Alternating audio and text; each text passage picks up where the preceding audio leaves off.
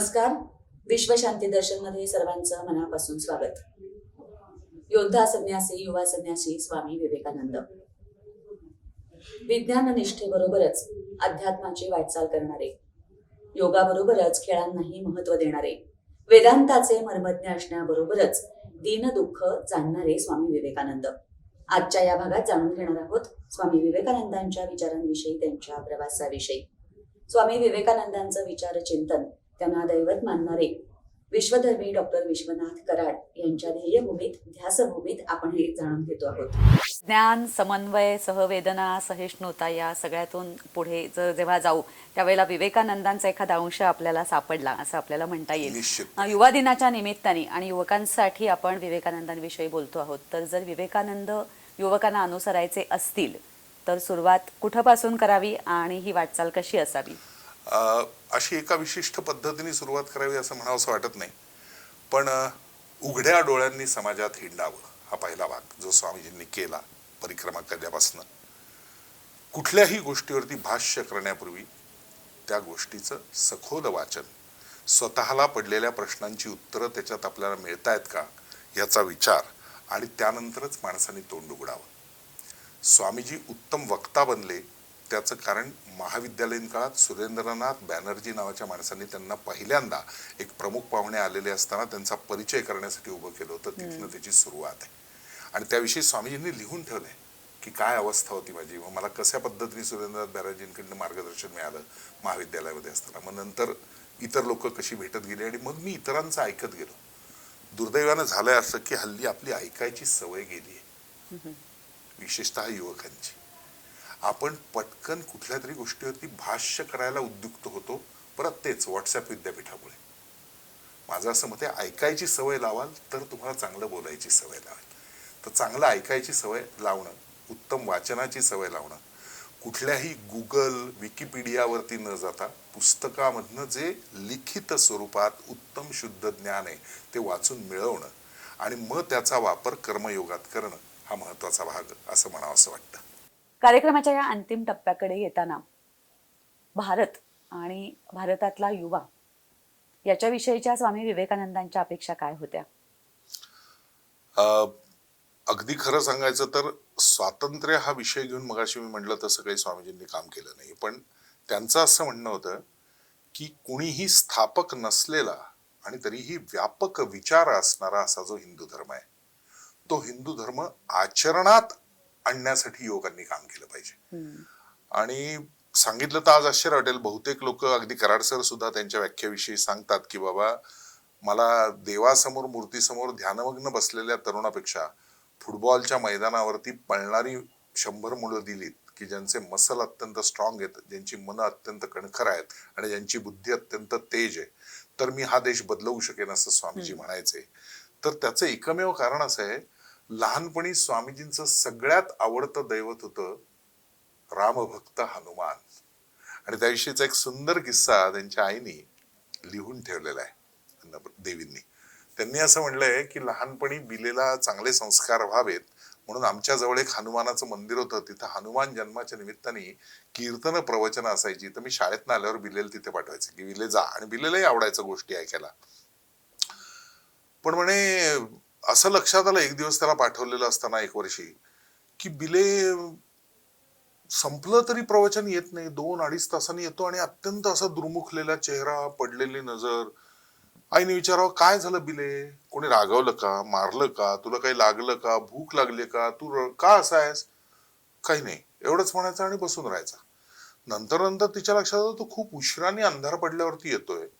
मग तिने वडिलांना सांगितलं की मी उद्या जरा जाऊन बघणार आहे हा बिले नक्की काय करतोय, जातो का नाही प्रवचनाला. म्हणून त्याला सोडलं आणि त्याचा पाठलाग करत आई तिकडे गेली. बघितलं तर काही नाही, तो खरंच मंडपात गेला. सगळ्यात पुढे जाऊन ती जिथं प्रवचनकार बसायचं त्यांच्या समोर जाऊन आत बसला. प्रवचन वेळेत संपलं ठरल्याप्रमाणे, काय 40 मिनिटं असेल, 50 मिनिटं असेल. तिथनं बिले उठला, पण घराच्या दिशेने न येता घराच्या विरुद्ध शहराच्या बाहेरच्या दिशेने गावाच्या चालायला लागला. आईला कळेना हा चाललाय कुठं, एवढा लहान मुलगा असा. बघितलं तर तो गावाबाहेर पडला, एका शेतात गेला आणि तिथे केळीची बाग होती. त्याच्यात जिथं घड जास्त लागले होते असं झाड त्यांनी बघितलं, एक दगड सरकवत आणला, तो खाली ठेवला आता म्हणली काय करतं हे छपून बघत होती आई.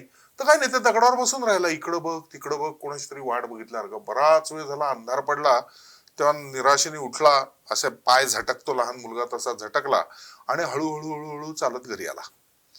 आईनी त्याला काही हे कळू नये आपण बघितलंय हे न दाखवता पटकन मधला खुशकीचा मार्ग पकडला आणि आई लवकर घरात येऊन शांतपणे बसून राहिली. तिने सगळं पाहिलं होतं काय झालंय.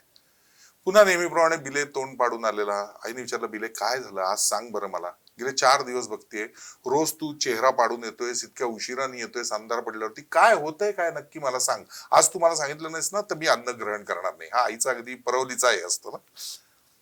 बिले लागला रडायला. आई म्हणली, रडतोयस कशाला, सांग ना काय झालं.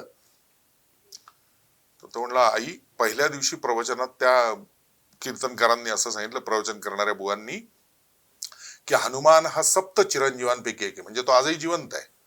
आई म्हणली, हो आहेत, सप्त चिरंजीवांपैकी आहे आणि हनुमानाला केळी फार आवडतात, म्हणून मी रोज केळीच्या बागेत जाऊन बसतोय, पण तो हनुमान काही येत नाही म्हणले मला दर्शन द्यायला. आता लहान मुलाची समजूत काढणं हे खूप अवघड असतं. पण आईनी बिलेला जवळ घेतलं, मांडीवर घेतलं आणि म्हणली, तू कथा ऐकतोस ना सगळी. हो. मग मला सांग, मारुती कोण आहे. म्हणली, कोण आहे म्हणजे काय. तो कोण आहे. तो राम भक्त आहे ना, म्हणजे रामाचा सेवक आहे.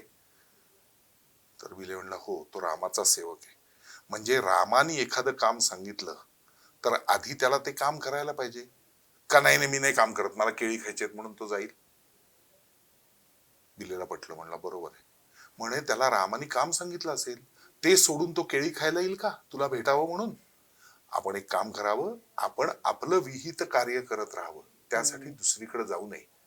वेळ येईल आणि मला ज्या दिवशी कळेल की आज रामाने काम सांगितलेलं नाही, हनुमान केळी खायला येणार आहे, त्या दिवशी मी तुला बागेत पाठवीन, तोपर्यंत तू तुझं काम करत राहा जसा तो रामभक्त त्याचं काम करतोय.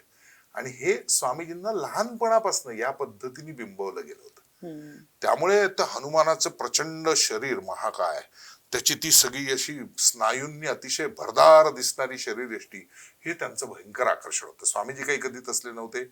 हजारो रोगांमुळे स्वामीजींना मुळातच मधुमेहापासून सगळे रोग होते, पण तरीही स्वामीजींचं काय मत होतं की बाबा कणखर शरीर असलंच पाहिजे, अत्यंत चंचल वृत्ती नसणारं स्थिर असलेलं असं मन असलं पाहिजे आणि अतिशय उत्तम बुद्धी कुशाग्र असली पाहिजे, तरच आपण चांगलं काम करू शकतो. आणि हाच विश्वास युवकांकडे त्यांनी दिला होता असं म्हणावंसं वाटतं. आणि त्याचबरोबर स्वामीजींकडनं जर कुठली शिकवण घ्यायची असेल तर मी मगाशी म्हटलं तसं की डोळे उघडे ठेवून समाजात जगा, असं मी का म्हणतो तर स्वामीजींचं एक भजन बंगालपासून सगळीकडे प्रसिद्ध आहे. त्यातल्या 4 ओळी सगळ्यात महत्वाच्या आहेत असं मला वाटतं. की ईश्वर शोधायचा आहे ना, मी आज बघितलेलं आहे की बाबा मी काय 16 सोमवारचं व्रत करते, मी काय बाबा शुक्रवारचं हे करतो, मी काय बाबा मार्गशीर्षातले गुरुवार करतो, मी काय बाबा दर गुरुवारी दत्ताची हे वाचतो आणि मी अमुक ठिकाणी जाऊन दत्ताचं दर्शन घेऊन येतो. स्वामीजी म्हणतात तुम्हाला ईश्वर शोधायचा ना, कुठे शोधायचा मी सांगू का. आणि म्हणून स्वामीजी ती व्याख्या मांडताना असं सरळ म्हणतात, ते बंगालीच फार सुंदर 4 ओळी आहेत त्या. बहुरूपे सम्मुखे तोमार, एडी छाई कोताय खोजेचे ईश्वर, जे जोन कोरे जीवे प्रेम, छेई छेई शे ईश्वर. म्हणजे काय की बहुरूपे सम्मुखे तोमार, एवढी माणसं आहेत तुमच्या आसपास, वेगवेगळ्या पद्धतीची, वेगवेगळे पेहराव असलेली, वेगवेगळी आचारधारा असलेली, वेगवेगळी विचारधारा असलेली, वेगवेगळी आर्थिक परिस्थिती असलेली, वेगवेगळ्या व्याधींनी ग्रस्त असलेली, चिंताग्रस्त असलेली, सगळ्या प्रकारची बहुरूपे सम्मुखे तोमार. एवढी माणसं आजूबाजूला असताना तू अजून कुठे ईश्वर वेगळा शोधतोय. एडी छाई कोताय खोजेचे ईश्वर, जेजोन कोरे जीवे प्रेम, ज्याचं तुला वाटेल की ह्याचं मी दुःख हरण करू शकतो, ह्याला त्यातनं मुक्त करू शकतो, ह्याला त्याच्या काळजीग्रस्त आहे त्याच्यापासून बाजूला करू शकतो, याला मी 2 घटका आनंद देऊ शकतो. जेजोन कोरे जीवे प्रेम, जो जीव तुला वाटेल, ज्याच्याशी तुझं तादात्म्य पावेल मन, छेई छेई शे ईश्वर, तिथेच तुला वेगळा ईश्वर भेटून जाईल. तुला वेगळीकडे मंदिरात जाऊन, कुठेतरी पोथ्या पुराणात जाऊन, कुठेतरी धर्मस्थळावर जाऊन ईश्वर शोधायची गरज नाही. हा जो अत्यंत महत्वाचा मूलमंत्र त्यांनी दिला.